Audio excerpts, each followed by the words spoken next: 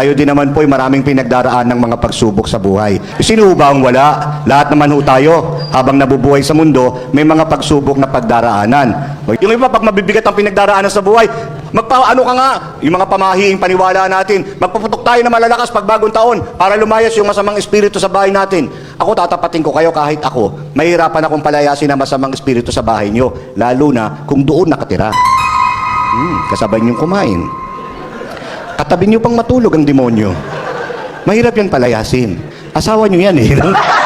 Pagtiisan niyo na lang kasi nanumpa naman kayo, di ba? Magsasama kayo sa hirap at ginawa, karamdaman, kalusugan, pag-ikaws at kasaganaan hanggang sa wakas ng inyong buhay. Wow! Pagtiisan niyo na talagang ganyan sa mga mag-asawa. May mga pagsubok na dumarating. No? Kaya nga, yung iba naman, magpahula ka para malaman natin ba't ganito yung takbo ng buhay natin. Huwag kayo umasa sa mga ganyan, no? Lahat ba ng gusto ng anak nyo, binibigay nyo? O kayo mga anak, lahat ba ng gusto mo, binigay ng nanay mo?